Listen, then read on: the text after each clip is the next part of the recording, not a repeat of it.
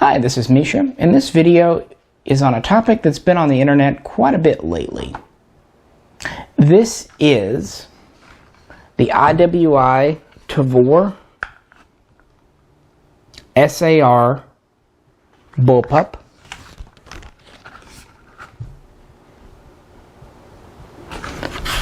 versus the IWI Tavor X95 bullpup.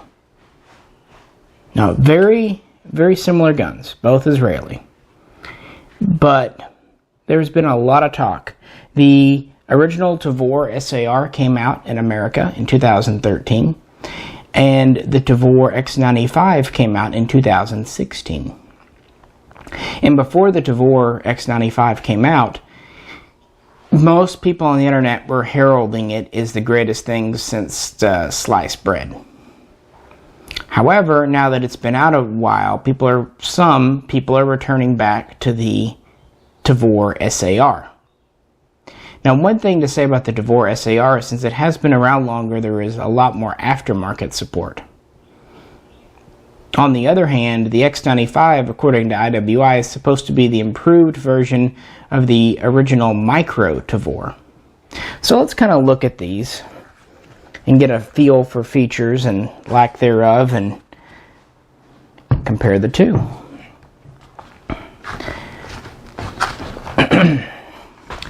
This is the original, again. This is the 18-inch version, which was the first version that IWI created. 18-inch barrel, removable birdcage flash hider. We have a bayonet lug. We have a side rail here at kind of an angle. The cocking handle is on the other side, also at an angle, very much reminiscent of an HK in its location. This top part is fixed to the stock, but this bottom handguard is removable to replace it with different things. In military service, the idea was to replace it with grenade launchers and other gear. It does have a spot here for a pressure switch if you had something that required one. We have a long top rail with flip-up backup sights. The front does have a tritium insert. On this one, we have my Mepro M21 optic. We've got a long stock here. We've got a relatively thick and comfortable rubber butt plate. The bolt release is here. And the mag release is here. So your operation, out of ammo, reach up, grab, put in another one, and then with this same hand, when you're putting in a mag, hit your bolt release that away. That was the concept. Safety is AR style on the side. It can be reversed. When these came out, they had about a 10 to 12 pound trigger. This one has the original factory trigger pack still in it. I did remove the secondary spring. I do keep it with it if I ever needed it, but so far it's been reliable without it, and that's lowered the trigger pull weight to about 8 to 9 pounds. So an improvement, if not wonderful. It is a short pull, though.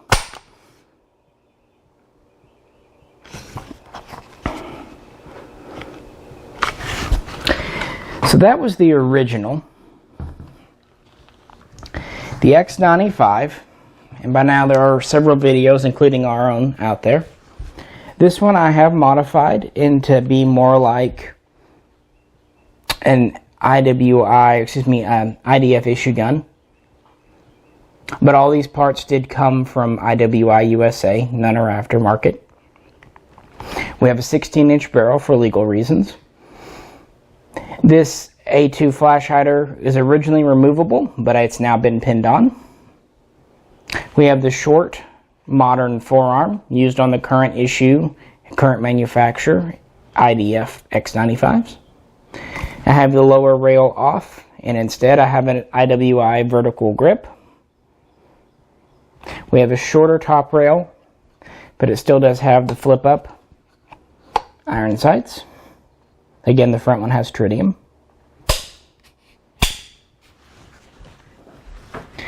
We have a Mepro RDS sight on this, which seemed more fitting for the more compact version. This has the small trigger guard grip with the IDF ribbed grip panels. The mag release has been moved here. It is ambidextrous, AR-15 style. The safety is identical between the two. The charging handle has been moved further back and is now more horizontal. It doesn't always like to hold open on this one mag. I don't know why. The bolt release is in the same location, but it's been made smaller. Still very easy to hit, but it doesn't protrude as far. Moving back, the stock is slimmer back here. It doesn't flare down and out as much. And it has the original thin X95 checkered butt plate on it as opposed to the rubber one. That's why the flash hider has been pinned on to give an overall length, which is just about 26.2 inches all told, but it's still legal, so that's, you know, I didn't mind. I don't run suppressors much. The bolt grips between the two are identical. The rails are very much the same, except if you put the shorter rail on the X95, you have a little less rail space. The barrels are very identical. Again, it's just pushed back further on the X95. They both take AR-15 magazines. They both fire 5.56 NATO, and both can be converted to fire 9mm NATO as a submachine gun. Now, set up the way I have these with the 18-inch versus the 16-inch version of the X95. The X95 is going to be a couple of inches shorter. It's also just under a pound lighter the way I have these two configured. I threw both on my scale, and there was about a 12-ounce difference with the Tavor SAR weighing more.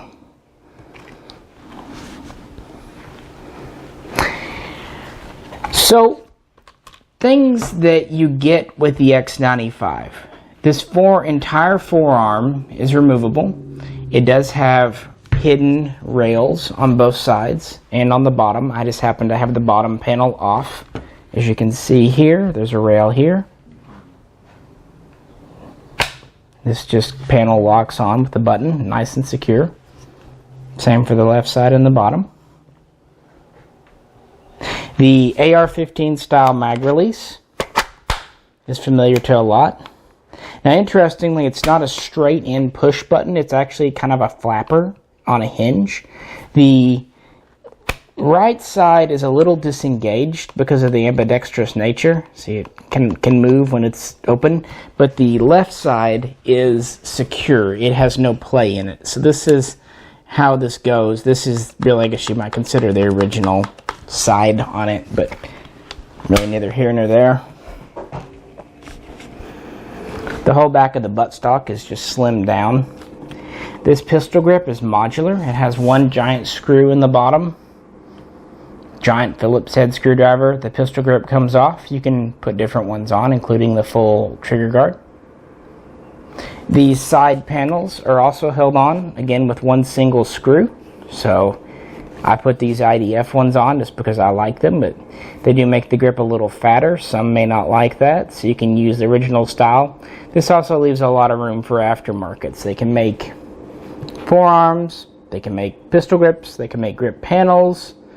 You know, it gives a lot of flexibility. Also, this whole rail system comes off very easily. It's just held on with a couple of screws, and it's an interesting arrangement all in all. I was really impressed with how easy it was to put these modern X95 shorter parts on, like the handguard, the buttstock, and the rail. I thought I would need a friend to help me. It turns out I really didn't. I figured it out pretty much on my own. No problems. This is a modern IDF sling. It's very light. I really like it a lot. It's more than 2 inches wide, but still manages to be very lightweight. Now, the problem with the X95 that some people complain about is the accuracy. That's hard for me to speak to for obvious reasons. Sorry, I really can't. I know my shooting partner hasn't noticed any gross inaccuracies with this gun. It seems like with the right ammo and people taking their time, they'll do between 2 and 3 MOA. But when you're considering you have a very compact weapon, anyway, that's really not something I can speak to, and I'm afraid if I say much about it, I'll get called out in YouTube comments, and I don't want to get into all that. So the accuracy I'll unfortunately have to leave to others. Hopefully my shooting partner can make an appendix to this and give his opinion on that, though, since he really is quite good at shooting and has a lot more experience, of course. I will say this gun has been very reliable with basically no failures. It's been very enjoyable, and the ergonomics suit me very well. Then again, I am a shorter person at about 5'6". So, but I do like the shorter butt plate. The foregrip is comfortable. I can also use it this way if I wish. It's comfortable. I definitely like the new location for the cocking handle, and I like that the new release is a little more subdued, and I love the fact that the pistol grip comes off. But the biggest thing to me about the X95 is out of the box it does have a redesigned trigger pack, which is about 6 to 7 pounds without modification, and this one I've had for over a year. I would say it's worked into the more like 5 to 5.5 pounds. For a bullpup trigger, it's quite decent, really, for being a stock trigger. So that's the X95. But let's not give short shrift to the SAR. It, again, like I said, before the X95 came out, everyone thought it was the greatest thing. But now that it's been out for a while and is no longer mythological, some people are moving back to the SAR. I think a lot of this is the classic Tavor. This was the original version that IDF started to show around 2001, 2003. You don't have as much modularity with the Handguard from IWI, although a lot of aftermarket companies now make different handguards up here. You still don't have a true rail here. This is kind of, it's okay. You have a longer top rail though, again similar to what the X95 comes with. The mag release is definitely superior to other earlier bullpups.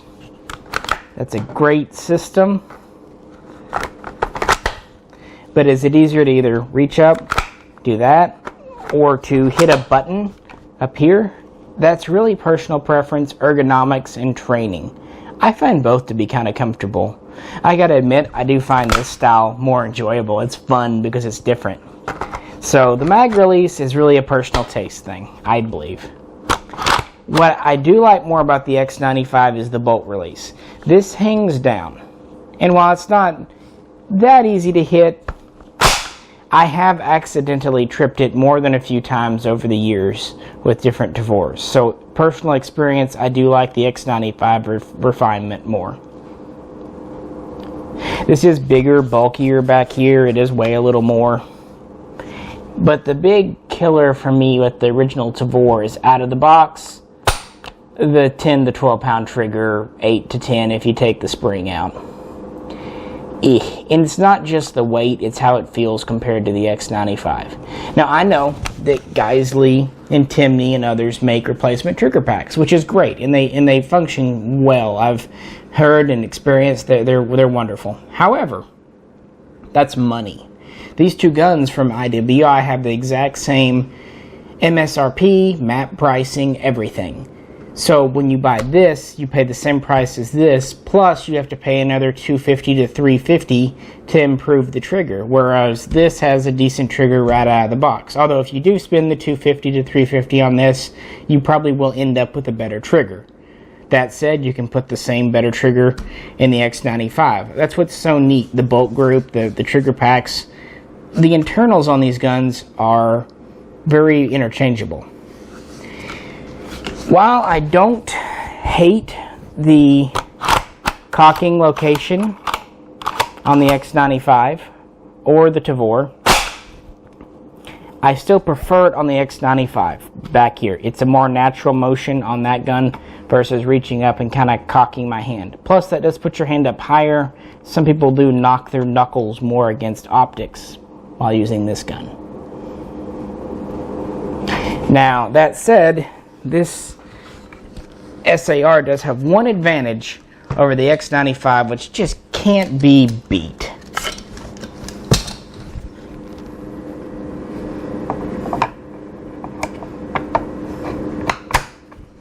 Bayonet on a bullpup. That is just cool. That's one reason I like the 18-inch version. The 16-inch versions of this gun do not have the bayonet lug. So that does have some cool points there, I have to admit. Being able to stick a bayonet, because there are not many bullpups that come with a bayonet lug from the factory. You can buy them for the Steyr AUG, but you have to add them on yourself. And then you can just stick the table with it. Awesome. Don't tell my wife that happened. Anyway, what also is kind of neat about this gun, and I just found out about this last night. There's a storage compartment in the grip here.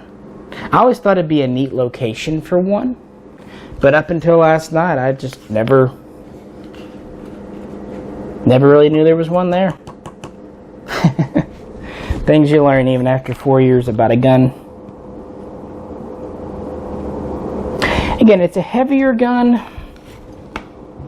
To me, the X95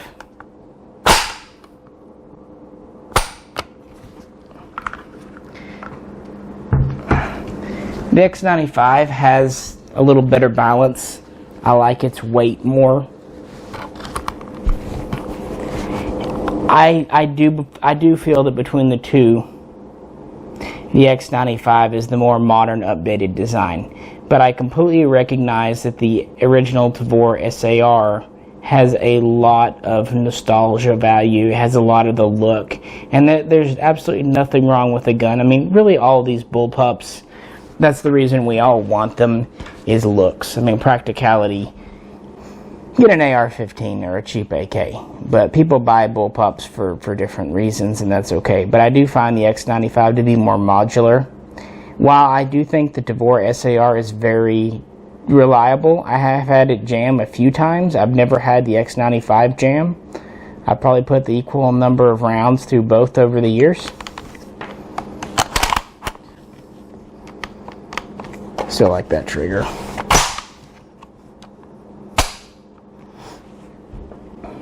That's kind of a comparison of the two. The history of these is interesting. We have a blog on it, so I don't want to go too much into detail here, but just as a short little recap before we end the video. The Tavor life cycle started at IMI in 1995. The first prototypes started to show up around 2001.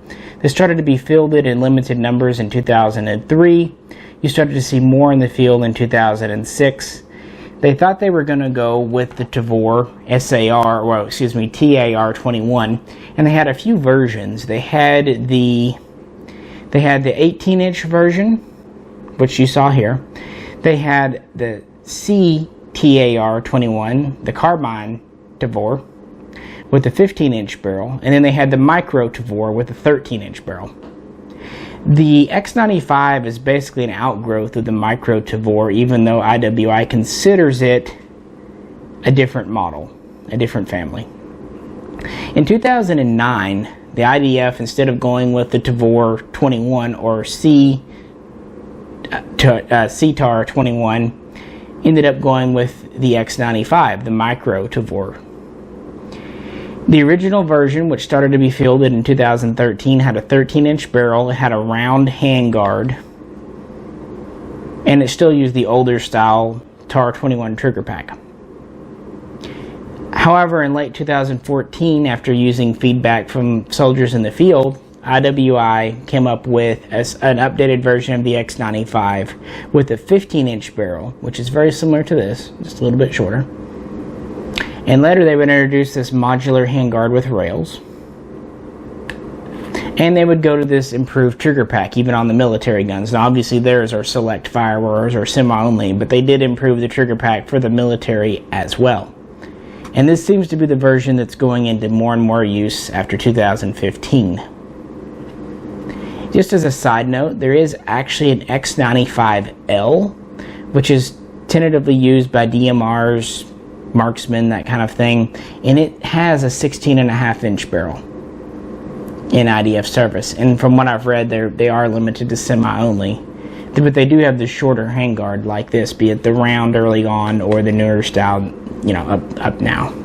So it's kind of interesting that the design has evolved over the years, and not really surprising. A 13-inch barrel is great for compactness, but there's several benefits to going to a 15-inch kind of intermediate barrel, not the least of which are range and accuracy, but also to do with maneuvering in urban environments, cutting corners, and more, you know, tactical operations that the soldiers get up to, which I'm in no way an expert on. I'm a history guy, not a modern guy, so you know, I know my own limitations as well, but I don't blame them at all to go into a 15-inch barrel.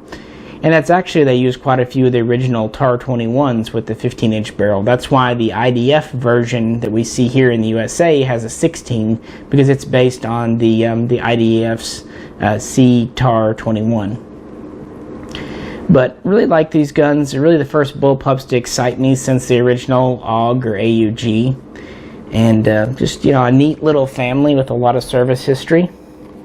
The X95 is standard issue in the IDF now, but the TAR21 is still being used by second line and reserve units, and since they've already purchased several thousand, I'm sure they'll keep them in inventory because it's still a very valid platform. And of course, on top of that, the IDF still uses a lot of M16s and M4s. They don't tend to give away guns until they're absolutely useless or completely obsolete. But yeah, I just thought we'd revisit both Tavors, talk about the differences, the similarities. Really, both are great guns, and at the end of the day, I would say it kind of boils down to personal ergonomics and opinions, and really subjective things like look, appearance, that kind of thing.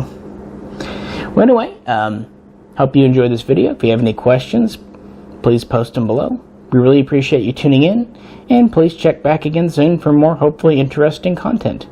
This is Misha, and we'll catch you next time.